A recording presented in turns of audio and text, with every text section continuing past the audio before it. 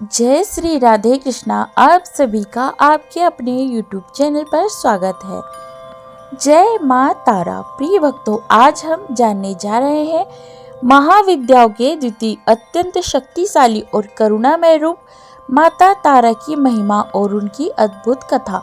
माँ तारा एक ऐसी शक्ति है जो संकट को अवसर में बदल देती है, भय को साहस में और अंधकार को ज्ञान के प्रकाश में बदल देती है। जो भी भक्त सच्चे हृदय से उनका स्मरण करता है, माँ तारा तुरंत उसके समीप उपस्थित होकर उनकी रक्षा करती है। माँ तारा की कृपा आप सभी भक्तों पर सदैव बनी रहे।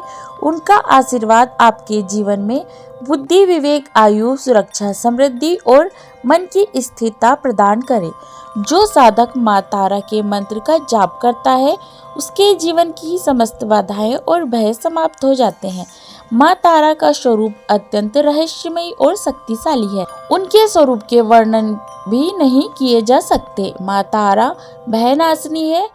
तारा माँ ज्ञान और वाणी की देवी है। जीवन के संकट से निकलने में सहायता करती है। साधक को उच्च आध्यात्मिक शक्ति प्रदान करती है। रोग, भय, मृत्यु, संकट को दूर करती है। मातृ करुणा और आश्रय का प्रतीक है। गुप्त नवरात्रि के दूसरे दिन महाविद्या तारा देवी की पूजा अर्चना की जाती है। माँ तारा देवी को शमशान की देवी भी कहा जाता है। साथ ही यह भी मान्यता है कि वह मुक्ति देने वाली देवी है। बौद्ध धर्म में भी माँ तारा की पूजा अर्चना को विशेष स्थान दिया जाता है। मान्यता है कि भगवान बुद्ध ने भी माँ तारा की आराधना की थी और यही नहीं, गुरु वशिष्ठ ने भी पूर्णता प्राप्त करने के लिए माँ तारा की आराधना की थी। तांत्रिकों की प्रमुख देवी माँ तारा ही है। तारने वाली कहने के कारण माता को तारा के नाम से जाना जाता है। सबसे पहले महर्षि वशिष्ठ ने तारा की आराधना की थी।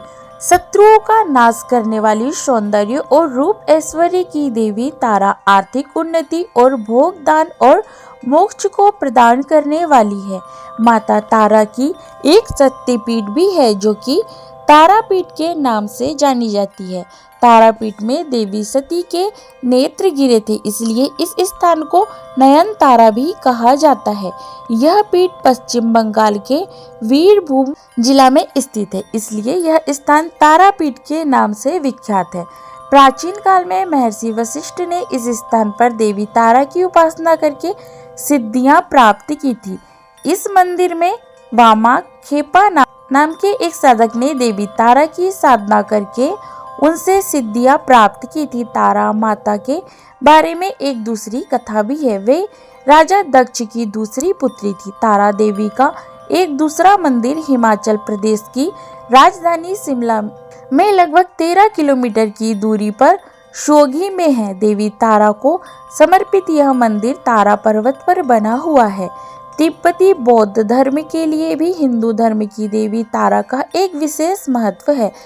माँ तारा देवी की उत्पत्ति उस समय हुई थी जब समुद्र मंथन से विष निकला था, तो भगवान शिव ने उसे ग्रहण किया। विष ग्रहण करने के बाद भगवान शिव के शरीर में अत्यधिक जलन और पीड़ा होने लगी। भगवान शिव को पीड़ा से मुक्त करने के लिए माँ काली ने दूसरा स्वरूप धारण किया और भगवान शिव को स्तनपान कराया, जिसके बाद उनके शरीर की जलन शांत हो गई। तारा देवी को माँ काली का ही दूसरा रूप माना जाता है।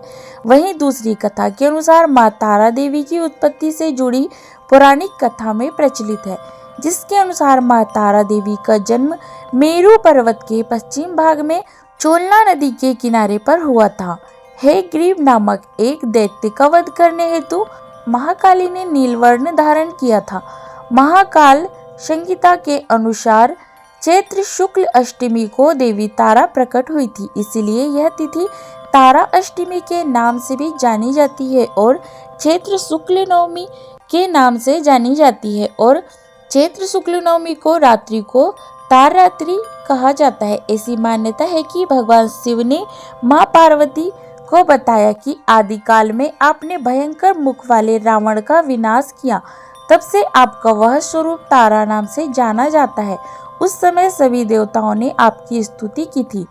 आप अपने हाथों में खड़ग, नरमुंड, वार तथा अभय मुद्रा धारण किए हुए थी। मुख से चंचल जिह्वा बाहर कर आपने भयंकर रूप धारण किया था। आपका वह विकराल रूप देखकर सभी देवता भयभीत होकर कांप रहे थे। आपके विकराल भयंकर रौद्र रूप को देख शांत करने के लिए ब्रह्मा जी आपके पास आए। रावण वध के समय आपने रौद्र रूप के कारण नग्न हो गई थी तथा स्वयं ब्रह्मा जी ने आपकी लज्जा निवारण हेतु आपको व्याघ्र चर्म प्रदान किया था। इसी रूप में देवी लंबोदरी के नाम से विख्यात हुई। तारा रहस्य तंत्र के अनुसार भगवान राम निमित्त मात्र ही थे। वास्तव में भगवान राम की विध्वंसक शक्ति देवी तारा ही थी, जिन्होंने लंकापति रावण का वध किया था। भगवती तारा के 3 स्वरूप है, तारा, एक जटा और नील सरस्वती।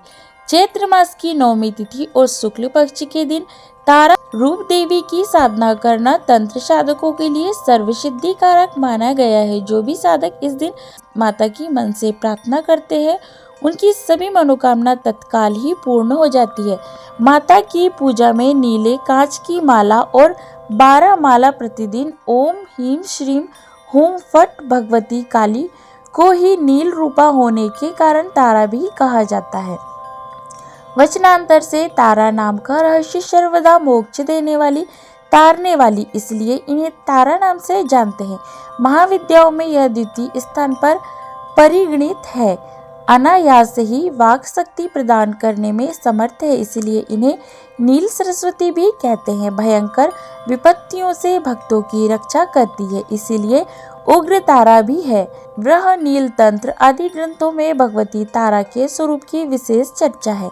माता के 3 रूपों का रहस्य, कार्यकलाप तथा ध्यान परस्पर भिन्न है, किंतु भिन्न होते हुए भी सबकी शक्ति समान है और एक है। भगवती तारा की उपासना मुख्य रूप से तंत्रक पद्धति से होती है, जिसे आग मुक्त पद्धति भी कहते हैं। इनकी उपासना से सामान्य व्यक्ति भी बृहस्पति के समान विद्वान हो जाता है। गुप्त नवरात्रि के दूसरे दिन महाविद्या माँ तारा की पूजा की जाती है और कुछ स्थानों पर इन्हें माँ ब्रह्मचारिणी भी कहा जाता है, जिन्हें नील वस्त्र पुष्प प्रिय है और भोग में आम अर्पित किया जाता है या फिर शक्कर मिश्री या पंचामृत का भोग लगाया जाता है, जिससे लंबी आयु और सुख समृद्धि मिलती है। साथ ही गुप्त नवरात्रि के दूसरे दिन माँ ब्रह्मचारिणी को सफेद वस्तुएं जैसे मिश्री या समा के चावल की खीर का भी भोग लगाया जाता है। जबकि नवरात्रि के 9 दिनों के लिए रंग और भोग अलग अलग होते हैं। जहाँ माँ ब्रह्मचारिणी के लिए सफेद रंग और शक्कर, तो माँ तारा के लिए नीला रंग और आम का भोग होता है।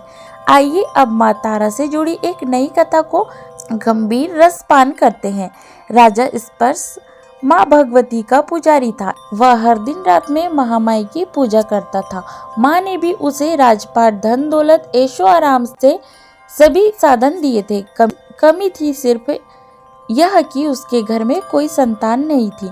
यही गम उसे सदैव सताता रहता था और वह माँ से यही प्रार्थना करता रहता था कि माँ मुझे एक संतान बख्श दो, ताकि मैं भी संतान सुख भोग सकूं। मेरे पीछे भी मेरा नाम लेने वाला हो, मेरा वंश भी सदैव चलता रहे। माँ ने उसकी पुकार सुन ली और एक दिन माँ ने आकर राजा को स्वप्न में दर्शन दिए और कहा कि हे राजन, मैं तेरी भक्ति से बहुत प्रसन्न हूँ और तुम मुझसे वरदान मांगो। मैं तुम्हें वरदान देती हूँ कि तेरे घर में 2 कन्याओं का जन्म होगा। कुछ समय के बाद राजा के घर में एक कन्या ने जन्म लिया। राजा ने अपने राज दरबारियों को बुलाकर और पंडित और ज्योतिषों को बुलाकर बच्ची की जन्म कुंडली तैयार करने के लिए आदेश दिया। पंडित तथा ज्योतिषियों ने उस बच्ची की जन्म कुंडली तैयार की और कहा कि हे राजन, यह कन्या तो साक्षात देवी ही है। यह कन्या जहाँ भी कदम रखेगी वहाँ खुशियाँ ही खुशियाँ होगी। यह कन्या भी भगवती की पुजारी होगी। उस कन्या का नाम तारा रखा गया। थोड़े समय के बाद राजा के घर वरदान के अनुसार एक और कन्या ने जन्म लिया। उस दिन मंगलवार था। पंडितों और ज्योतिषों ने जब जन्म कुंडली तैयार की तो उदास हो गए। राजा ने उदासी का कारण पूछा तो वे कहने लगे, महाराज, यह कन्या आपके लिए शुभ नहीं। राजा ने उदास होकर ज्योतिषों से पूछा कि मैंने ऐसे कौन से बुरे कर्म किए हैं कि जो इस कन्या ने मेरे घर जन्म लिया। उस समय ज्योतिष और उन ज्योतिष लगाकर कहने लगे, यह दोनों कन्याएं जिन्होंने आपके घर में जन्म लिया है पिछले जन्म में राजा इंद्र की अप्सराएं थी। इन्होंने सोचा कि हम भी मृत्युलोक में भ्रमण करें तथा देखें कि मृत्युलोक पर लोग किस तरह से रहते हैं। दोनों ने मृत्युलोक पर एकादशी का व्रत रखा। बड़ी बहन का नाम तारा था और छोटी बहन का नाम रुक्मण था। बड़ी बहन तारा ने अपनी छोटी बहन से कहा कि रुक्मण, आज एकादशी का व्रत है, हम लोगों ने आज भोजन नहीं किया, तू बाजार जाकर फल ले आ। रुक्मण बाजार फल लेने गई। वहां उसने मछली के पकोड़े बनते देखे और उसने पैसे से 2 पकोड़े खा लिए तथा तारा के लिए फल लेकर वापस आई। फल उसने तारा को दे दिया और तारा से पूछा कि तुम अपने लिए फल क्यों नहीं लाई, तो रुक्मण ने बताया कि उसने व्रत तोड़ दिया। उसी वक्त तारा ने श्राप दिया कि तुम नीच हो जाओगी, तूने एकादशी के दिन मांस भक्षण किया, नीचों का कर्म किया, जा मैं तुझे श्राप देती हूँ, तू नीचों का जन्म पाए। छिपकली बनकर सारी उम्र मांस ही कीड़े मकोड़े खाते रहे। उसी शहर में एक ऋषि गुरु गोरख अपने शिष्यों के साथ रहते थे। उनके शिष्यों में एक चेला तेज स्वभाव का था तथा घमंडी भी था। एक दिन वह घमंडी शिष्य पानी का कमंडल भरकर खुले स्थान में एकांत में जाकर तपस्या पर बैठ गया। वह अपनी तपस्या में लीन था। उसी समय उधर से एक प्यासी कपिल गाय आई। उस ऋषि के पास पड़े कमंडल में पानी पीने के लिए मुंह डाला और सारा पानी पी गई। जब कपिला गाय ने मुंह बाहर निकाला तो काली खाली कमंडल की आवाज सुनकर उस ऋषि की समाधि टूट गई। उसने देखा कि गाय ने सारा पानी पी लिया। ऋषि ने गुस्से में आकर उस कपिला गाय को बहुत बुरी तरह से चिमटे से मारा। वह गाय लहूलुहान हो गई। यह खबर गुरु गोरख को मिली, जिन्होंने यह कपिला गाय की हालत देखी तो उस ऋषि को बहुत बुरा भला कहा और उसी वक्त आश्रम से निकाल दिया। गुरु गोरख ने गाय माता पर किए गए पाप से छुटकारा पाने के लिए कुछ समय बाद एक यज्ञ करवाया। इस यज्ञ का पता उस शिष्य को भी चला जिसने कपिला गाय को मारा। उसने सोचा कि वह अपने अपमान का बदला जरूर लेगा। यज्ञ शुरू हुआ। उस चेले ने एक पक्षी का रूप धारण किया और चोंच से सर्प लेकर भंडारे में फेंक दिया, जिसका किसी को पता न चला। एक छिपकली जो पिछले जन्म में तारा देवी की छोटी बहन थी तथा बहन के श्राप को स्वीकार कर छिपकली बनी थी, सर्प का भंडारे में गिरना देख रही थी। उसे त्याग कर वह परोपकार की शिक्षा अब तक याद थी। वह भंडारे होने तक घर की दीवारों पर चिपकी समय की प्रतीक्षा करती रही।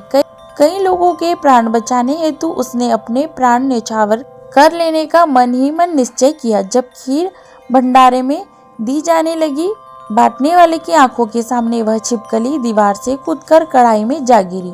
नादान लोग छिपकली को बुरा भला कहते हुए खीर की कढ़ाई को खाली करने लगे। उन्होंने उसमें मरे हुए सांप को देखा। तब सबको मालूम हुआ कि छिपकली ने अपने प्राण देकर उन सबके प्राणों की रक्षा की है। उपस्थित सभी सज्जनों और देवता ने उस छिपकली के लिए प्रार्थना की और उसे सब योनियों में उत्तम मनुष्य जन्म प्राप्त हो तथा अंत में वह मोक्ष को प्राप्त करे। तीसरे जन्म में वह छिपकली राजा स्पर्श के घर कन्या जन्मी। दूसरी बहन तारा ने फिर मनुष्य जन्म लेकर तारमती नाम से अयोध्या के प्रतापी राजा हरिश्चंद्र के साथ विवाह संपन्न किया। प्रिय भक्तों, माता तारा की यह कथा हमें सिखाती है कि माँ हमेशा अपने भक्तों की रक्षा करती है। विश्वास और भक्ति से कोई भी संकट छोटा हो जाता है। माँ तारा करुण और मातृत्व का सर्वोच्च रूप है। आपके जीवन में भी माँ तारा का आशीर्वाद बना रहे और हर कठिनाई सरलता में बदल जाए। जय माँ तारा।